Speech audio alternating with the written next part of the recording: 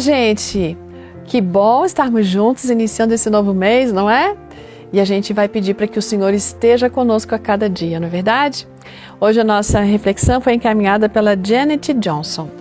A Janet está falando sobre que Deus é audacioso, você já vai entender. O irmão dela faleceu, o irmão da Janet chama-se Ron. E ela encontrou, depois desse momento ali, do falecimento dele, uma das pastas cheia de pedaços de papel. E cada um desses papéis tinham várias palavras rabiscadas, assim, meio apressadamente. No mesmo instante, ela disse que sentiu uma tristeza porque aquela perda era dolorosa. Mas ao ver aqueles papéis, a tristeza começou a se transformar em alegria. Porque o Ron, ele sempre foi uma pessoa com centenas de pensamentos fervilhando na sua mente. E esses pensamentos eram fruto de algo que ele tinha lido, um sermão que ele tinha ouvido, uma conversa que ele tinha tido com um amigo, enfim. E ali, no meio daqueles papéis, ela estava encontrando um tesouro de ideias, como se fosse algo para ser explorado. E ao olhar tudo aquilo, ela teve a sensação de que estava desfrutando de uma conversa com ele, assim como ela tinha antigamente. Mas teve um pedaço de papel que chamou a atenção. Naquele pedaço de papel estava escrita a palavra audácia e ao lado o significado. O significado de audácia é o seguinte: disposição de correr riscos ousados de forma inesperada. E abaixo dessa definição, havia alguns pensamentos que ele havia escrito baseados em textos bíblicos onde a gente consegue perceber a audácia de Deus. Quer saber? Por exemplo, o faraó, naquele caso de faraó, né?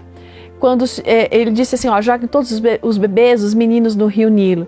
E daí Deus colocou o bebê Moisés no Nilo e escolheu a casa de faraó para criá-lo para Deus. Essa foi uma atitude audaciosa de Deus, não foi?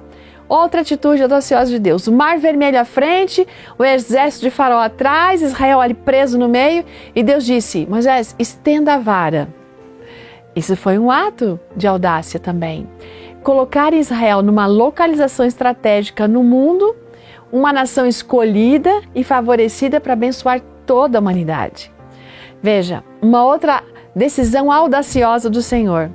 Os 300 de Gideão lutando contra 15 mil de Midian. E esses 300 é 300 mesmo, é 3 centenas, não é mais do que isso. Não é uma coisa audaciosa? É que Deus é demais, né, gente?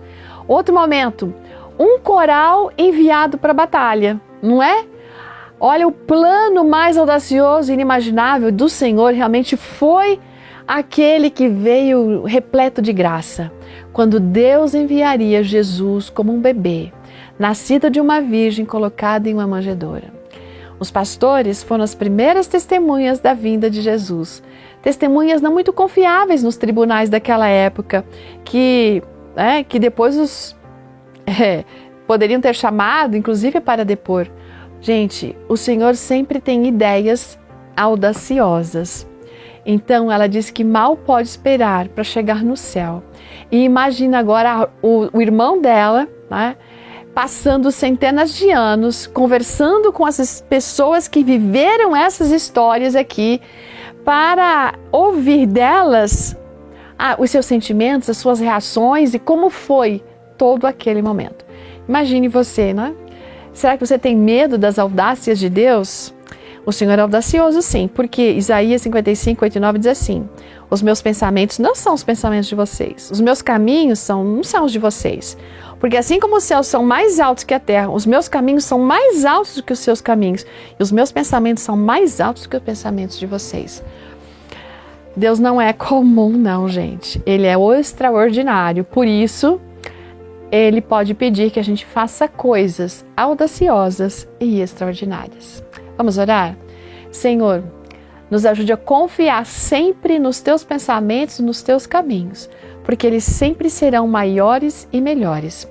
Agora, nos ajude a ter a audácia de vivê-los também, em nome de Jesus. Amém. Ótimo dia, até amanhã!